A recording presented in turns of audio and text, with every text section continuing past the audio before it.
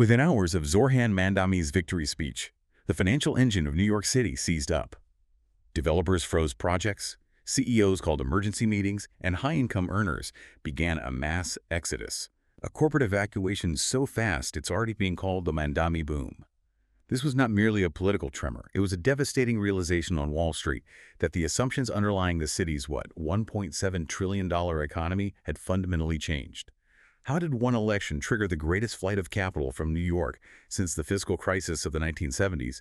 And what does this sudden dramatic chaos mean for the balance of power and economic policy across the entire country?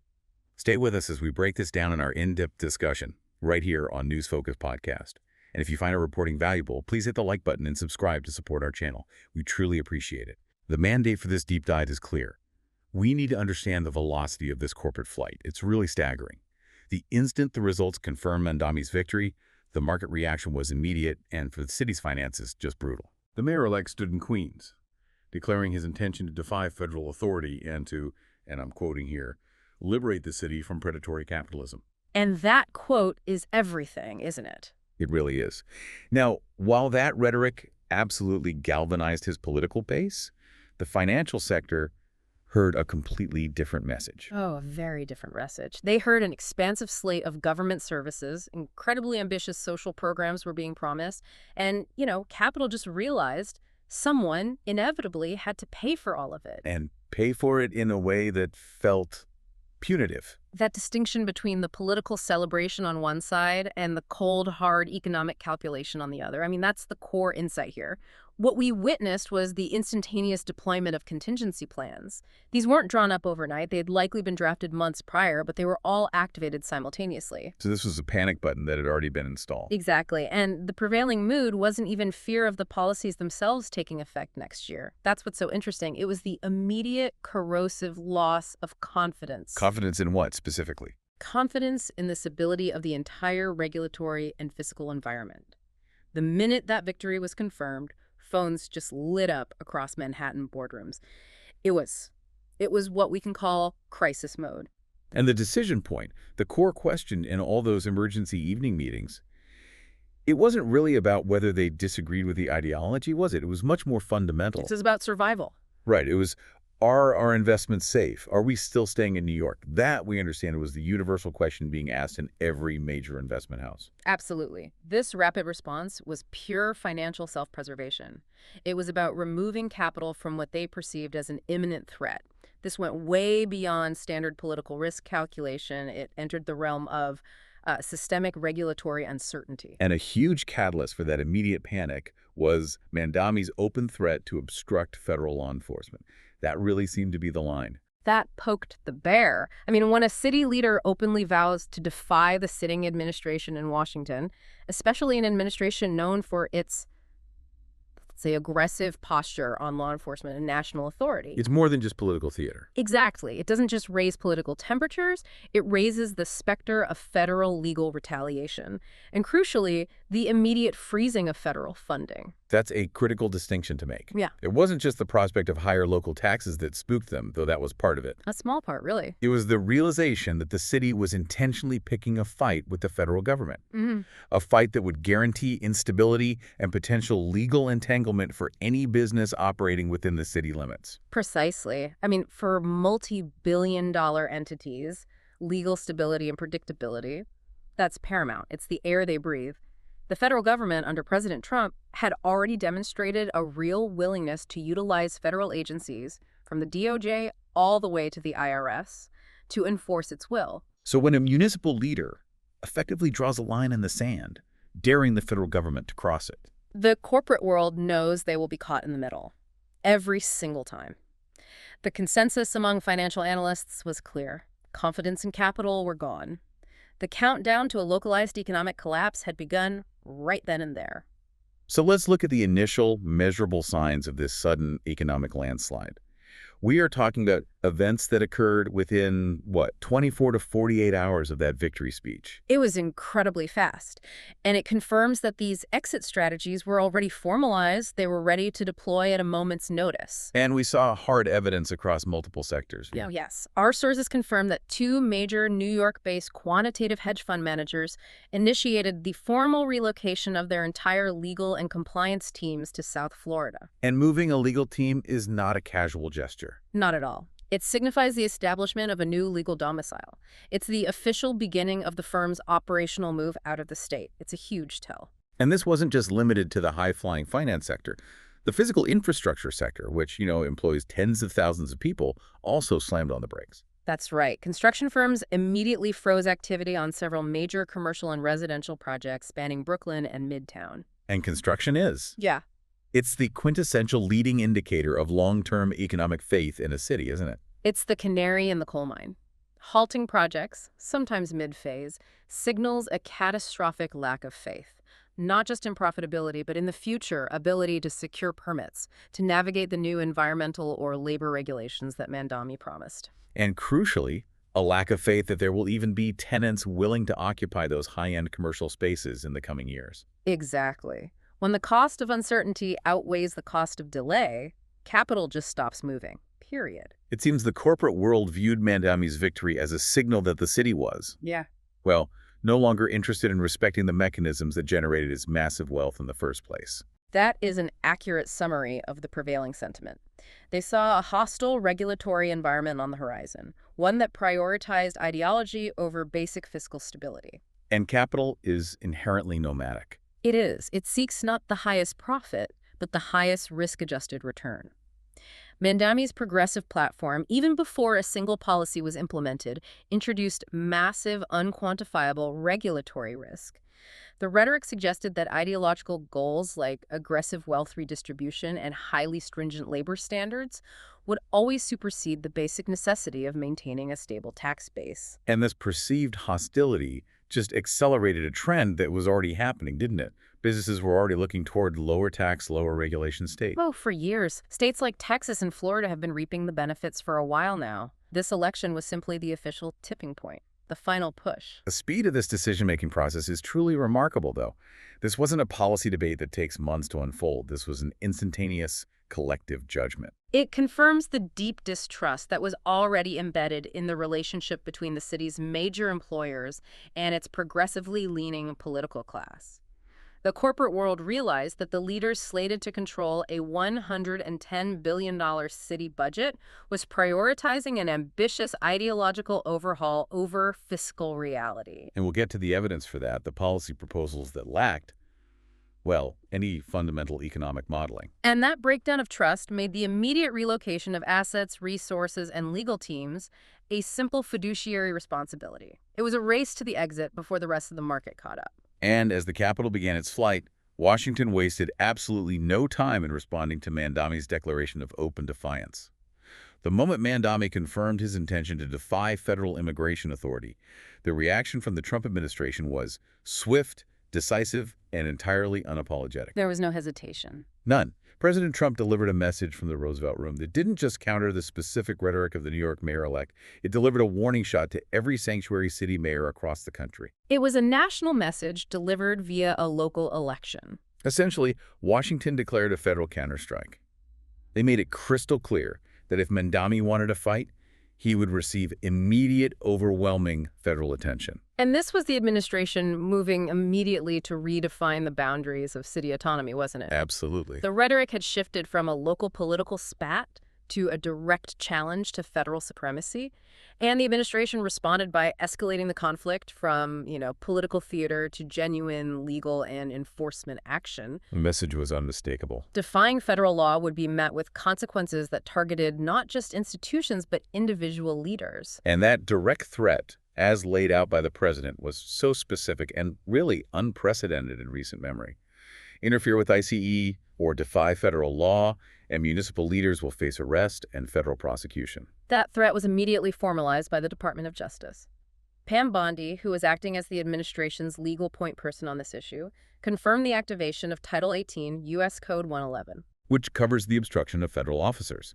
And that is a crucial piece of legal maneuvering. It's a game changer. Historically, sanctuary city policies tried to use municipal codes to limit cooperation with federal agents. They'd rely on, ambiguities and intergovernmental communication. Kind of a gray area. A very gray area. But by leveraging Title 18, the DOJ is signaling that any municipal action or inaction that actively impedes an ICE officer from executing a warrant or fulfilling their duty will be prosecuted as a felony. So this essentially eliminates the sanctuary loopholes that city leaders have historically relied upon to shield their policies. It tries to, yes. It turns what was political defiance into a prosecutable crime for the individuals involved. That is the administration's legal assessment, exactly. The legal argument is that simply establishing a policy of non-cooperation is one thing, but actively instructing police or municipal workers to block, misdirect, or interfere with a federal agent performing a lawful duty,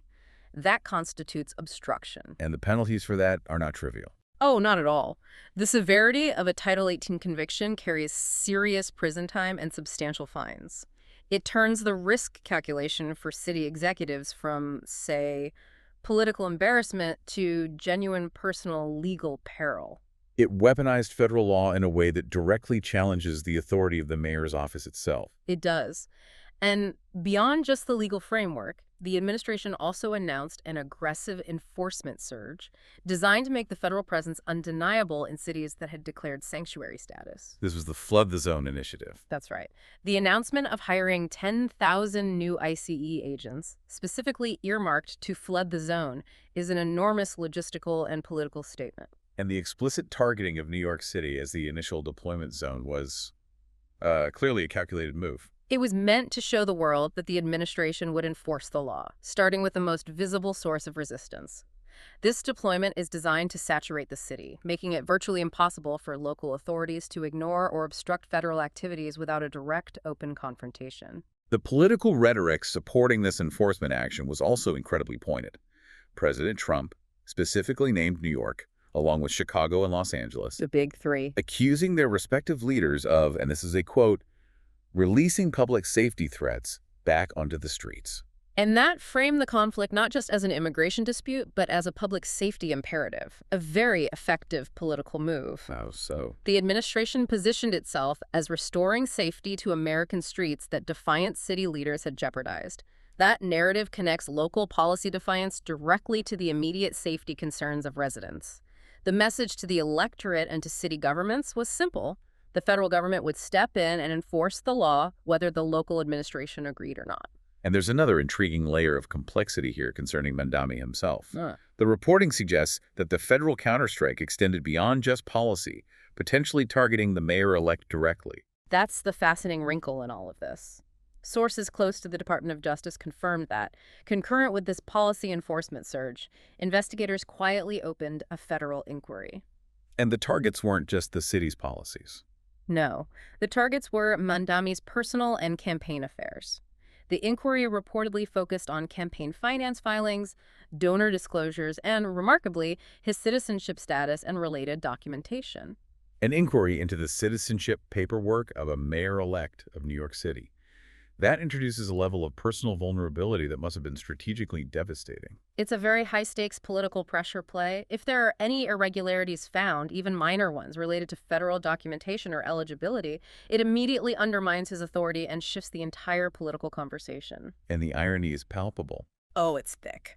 The man vowing to protect those who defied federal immigration law now faced intense scrutiny regarding his own adherence to federal regulations.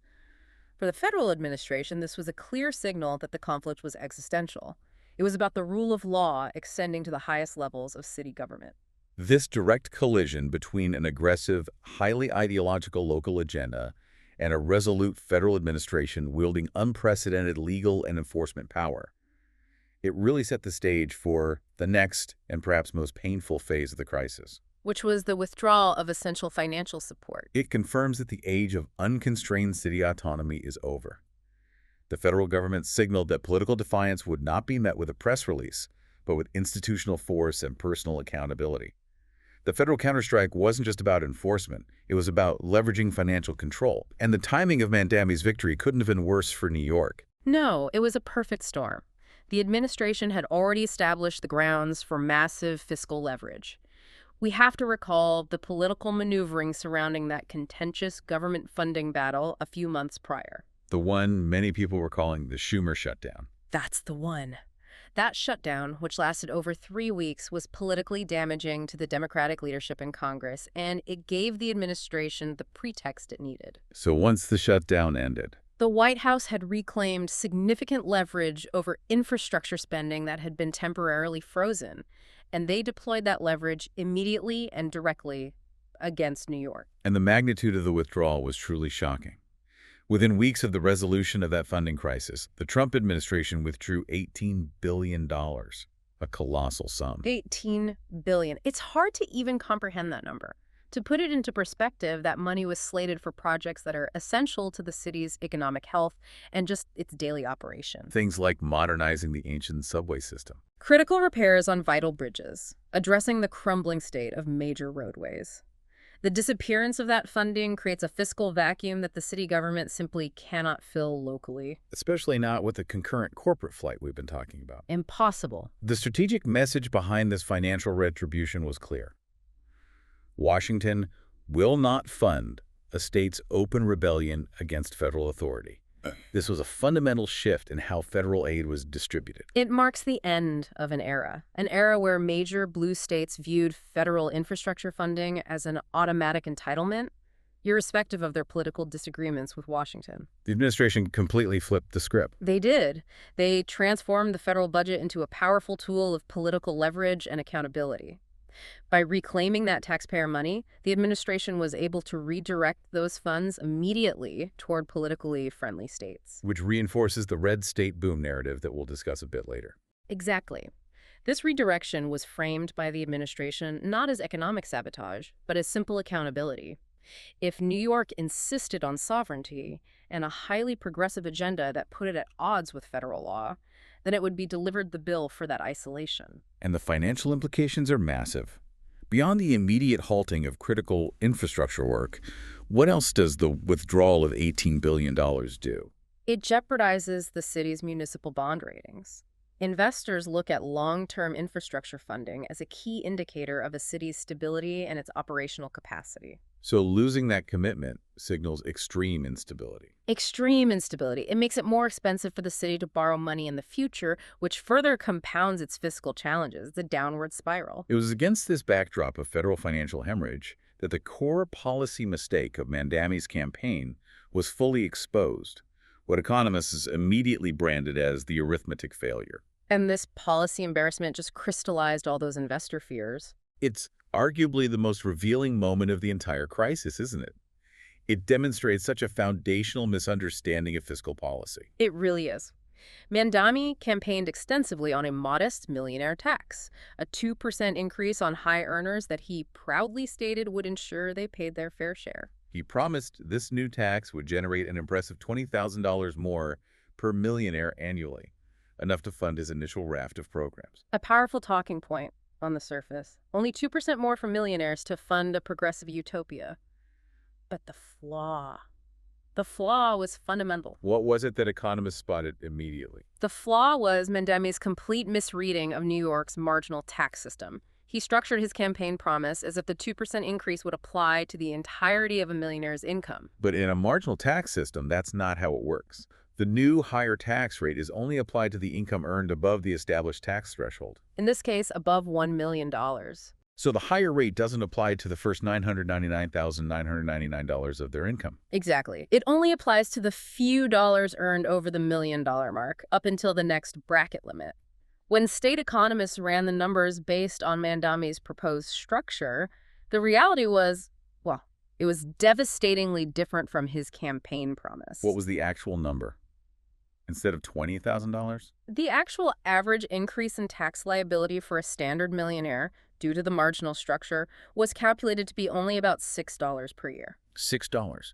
A policy designed to fund a revolution that was supposed to bring in hundreds of millions in new revenue only generated $6 per target taxpayer. That stretches the credibility of the entire platform past the breaking point. It's unbelievable. Economists universally called it one of the most egregious fiscal blunders in modern American municipal politics.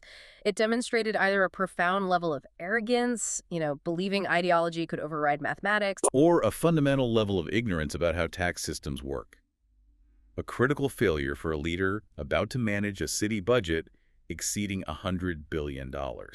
The error wasn't minor. It indicated that the entire financial premise of the Mamdani administration was built on flawed math. And for investors and business leaders, this failure was the final straw, wasn't it? It didn't matter if they personally liked the tax increase or not. No, it was about competence. The sheer incompetence signaled that the city's financial leadership was unstable and unpredictable. The realization that the incoming city leader could not perform basic fiscal due diligence confirmed the worst fears of the business community. They concluded that the administration prioritized rhetoric over reliable functionality. As one financial analyst put it, they didn't just disagree with him, they packed up their spreadsheets and left. And that really says it all.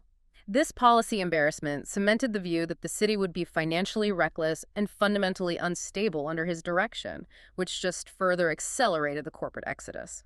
This financial incompetence, combined with the federal counterstrike, left Mamdani incredibly vulnerable. And the next blow came not from Washington, but from within his own party.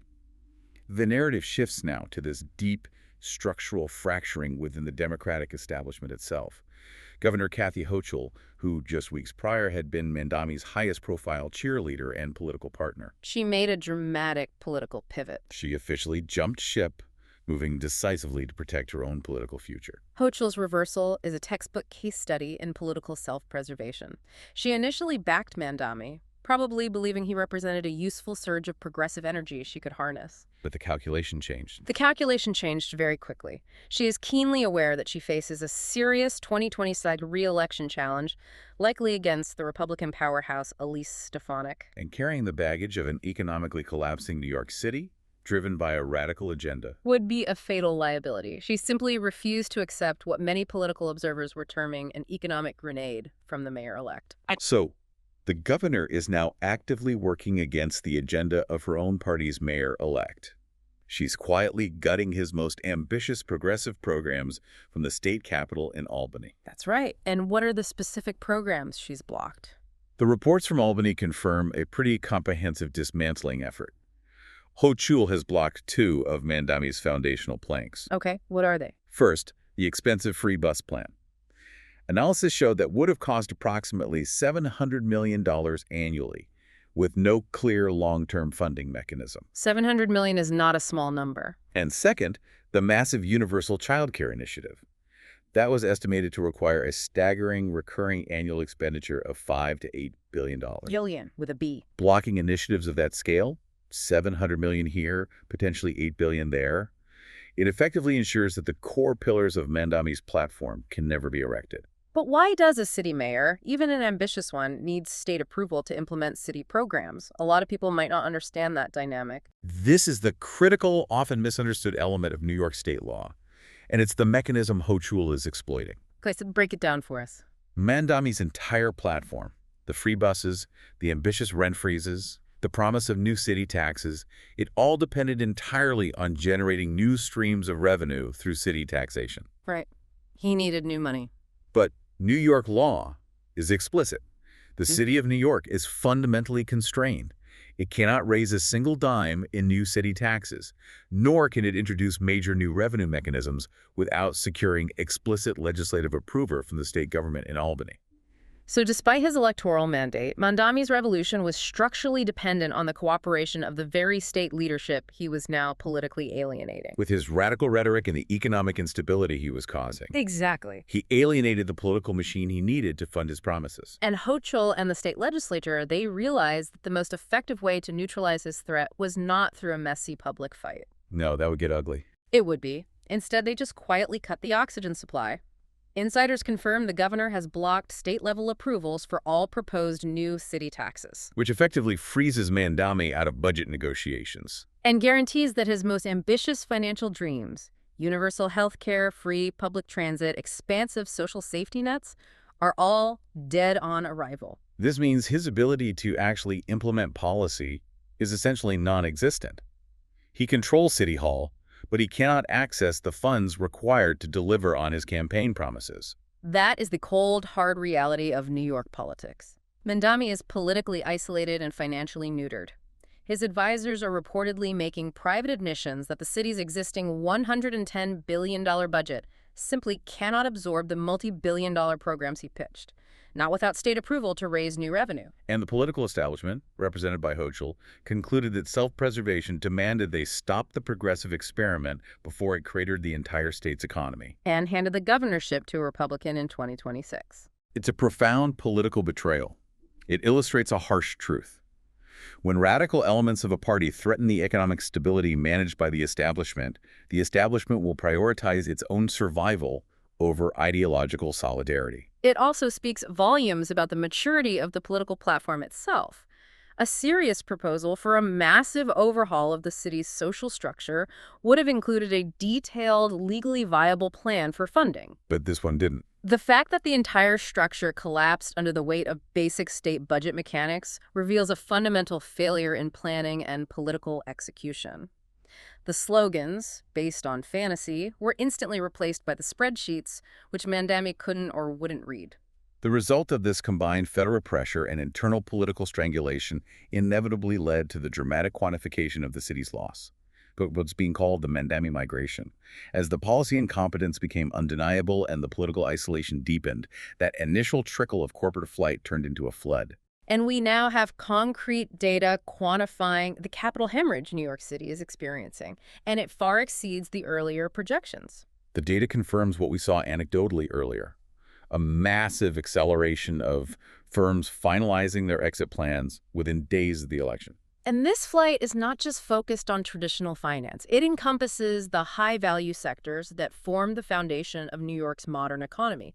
We're talking about law firms, boutique media agencies, high-tech startups. And critically, the support services that rely on them. Yes, the high-end catering, the commercial real estate brokers, specialized legal services, the whole ecosystem. Fox Business confirmed that an estimated $8.7 billion in capital has already been formally redirected and transferred to competing states. That's a confirmed, verifiable reallocation within weeks of the election. $8.7 billion is a staggering initial figure, and you have to remember that's just the initial confirmed number. It represents not just abstract money, but the physical relocation of jobs, the associated service industries that support those jobs, and, most importantly, the massive tax revenue generated by those high-income employees. One major Manhattan developer accurately labeled this the Great Escape. And he noted that the speed was driven by tax deadlines and the desire to establish residency elsewhere before new regulations could be enacted. And the effect on the receiving states, Florida, Texas, and Tennessee, is equally visible. We're hearing reports of realtors just being completely overwhelmed by demand. Absolutely. In South Florida, for example, properties that had sat on the market for months are reportedly being snatched up within hours, often sight unseen. And a significant portion of these transactions are being conducted by New York City-based LLCs. That's right. Limited liability corporations, confirming the origin of the capital. The term Mamdani migration has become standard vocabulary among real estate and wealth management professionals in those states because the pattern is so clearly linked to the New York election results. This flight is also broader than just the massive hedge funds. What is the composition of the businesses that are quietly leaving? It's a mix, which illustrates the systemic nature of the distrust. While the headline news focuses on the financial giants, we are seeing the quiet departure of mid-sized professional services firms, family offices, which manage the wealth of individual high-net-worth families. Exactly. And surprisingly, even some large nonprofits and cultural institutions are considering shifting their headquarters. Why them? They all operate on the same principle. You cannot incessantly tax, insult, and threaten the business class that funds your city, and then expect them to remain loyal patrons.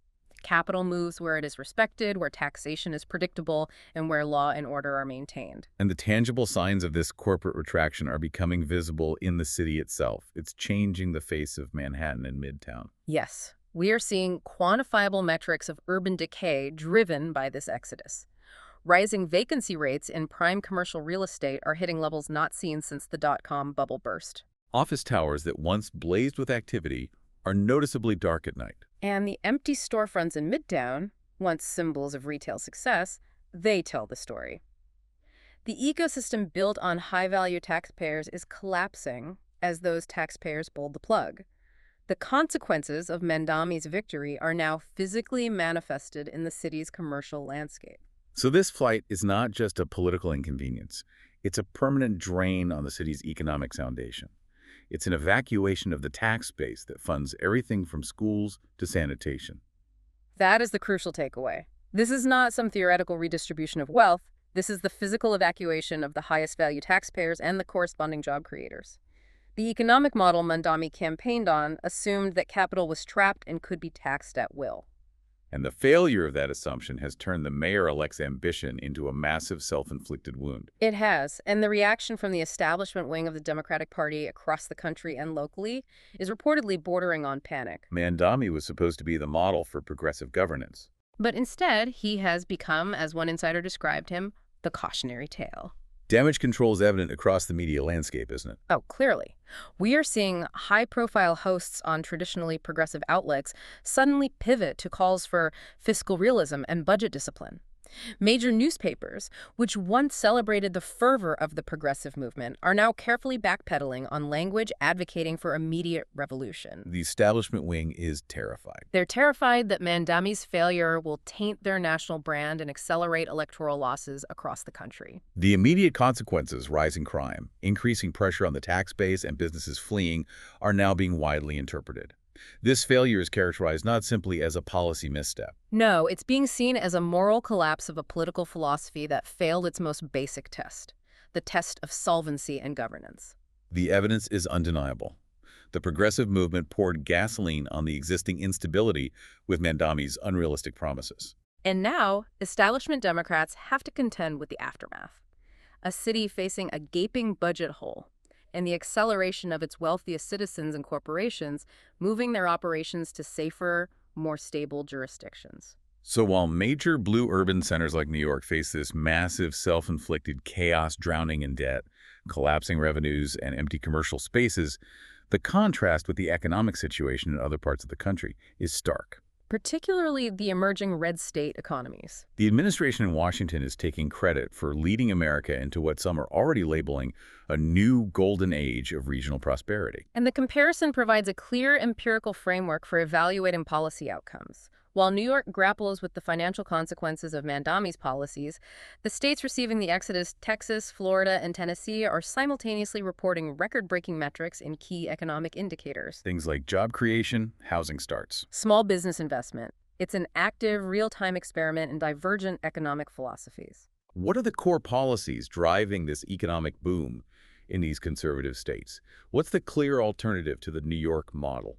Well, it comes down to a few fundamental pillars that respect capital mobility and economic efficiency. First, sustained lower taxes, which directly attract high net worth individuals and corporate headquarters. That's the obvious one. Right. Second, energy independence and stable regulatory environments, which stabilize business operating costs. And third, a firm commitment to law and order, which directly contrasts with the sanctuary city approach. And we are seeing reports that illegal immigration is down by over 60% nationally since the administration's Flood the Zone enforcement initiative began. Which signals a return to effective legal governance, at least in the eyes of these investors. So Mamdani's New York represents an environment where ideological goals override fiscal reality, resulting in instability. While these red states are demonstrating that stability, fiscal discipline, and lower regulatory burdens are magnets for capital. That is the fundamental lesson being drawn by investors and policymakers alike, isn't it? It seems to be. The core conclusion is now empirically reinforced. When you elect ideology over arithmetic, when complex governance is replaced by simple but financially unsound slogans, the inevitable result is not equity, it's exodus. The entire premise of the progressive economic experiment in New York failed, not because of external sabotage. No, but because its core financial principles were fundamentally flawed and unsustainable from the very beginning. This failure transcends mere politics. It speaks to the necessary foundation of any functioning economy. The chaos resulted directly from the prioritization of radical social goals over the fundamental requirements of fiscal responsibility and legal predictability. Absolutely. The failure is economic, and it carries significant political ramifications for the progressive movement nationally. The collapse of the model in a global financial capital like New York serves as an undeniable, visible cautionary tale for every municipality considering following a similar path. You cannot defy economic gravity and expect to remain fiscally viable. It's as simple as that. As we wrap up this deep dive, the consequences of this failure are undeniable for New York. But what is the larger trajectory for the nation? Does this regional economic failure simply signal an acceleration of growth elsewhere? It suggests a strong acceleration of economic bifurcation. While New York struggles to manage the self-inflicted damage facing a shrinking tax base and potential long-term infrastructure decay, the capital and human talent fleeing that chaos are serving as rocket fuel for the recipient states. So the movement rising from the rubble. The renewed emphasis on fiscal accountability and America First principles, driving down taxes and increasing regulatory stability. It means that economic collapse in one region is often the catalyst for accelerated growth and unprecedented opportunity elsewhere. The Mamdani migration is not merely a loss for one city. It's a massive, unintended investment in the prosperity of other, more fiscally disciplined regions. A complex story indeed.